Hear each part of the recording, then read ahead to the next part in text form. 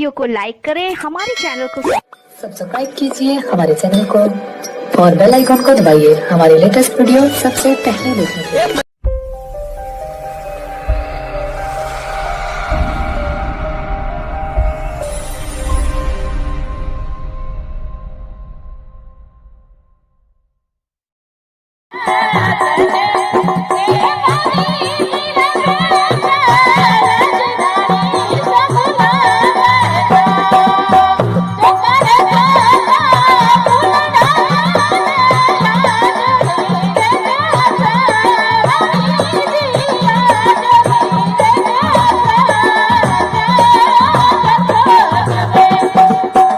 हरे जानो